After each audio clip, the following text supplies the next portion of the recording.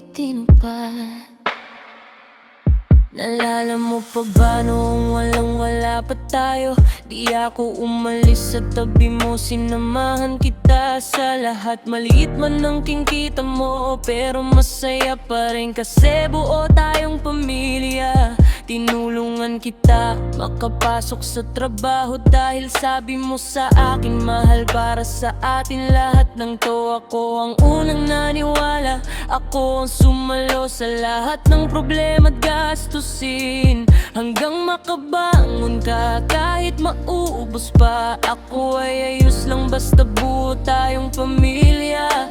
Maghapong naghihintay buong gabing walang tulog, sabay natin binupangarap na walang susuko. May isang anak na dahilan ng bawat hakbang. Kahit kapos sa pera, ikaw pa rin ang sandalan. Dumaan ng unos, away at tampuhan, pero pinili pa rin kitang mahalin habang buhay. Sabi mo ikaw lang ang gusto kong makasama, hindi ko alam na kasinungalingan na pala.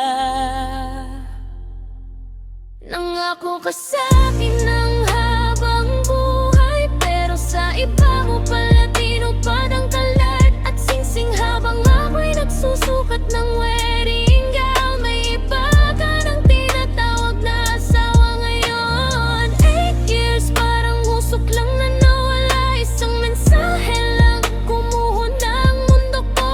Hindi ako natalo sa pag-ibig, natalo ako sa taong pinagkatiwalaan ko.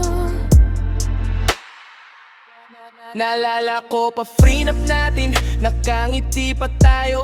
Pinapangarap ang bahay, pamilya at kinabukasan natin. Bigla kang nawala, sabi mo di ka pinayagang umuwi. Reschedule muna ang kasal, iyong pala'y palusot lang lahat. Hindi ako mapakali, may bumubulong sa dibdib, hanggang may Gomi account na nag-message sa'kin sa gabi. Binuksan ko ang larawan, nanginginig ang kamay. Nakita ko larawan mo kasama ang ibang babae, at sinabing kasal na kami. Doon ko nalaman kung gaano kasakit ang katotohanan. Yung pangakong para sa'kin sa iba mo ibinigay, yung ay doon na hinihintay ko sa loob ng 8 taon. Sa babaeng nakilala mo lang sa inuman mo tinupad. Amulang sa'kin, bakit ako ang iniwan? Ako ang kasama mo sa hirap, pero sa ginhawa ibang pinili mo. Mangako ka sa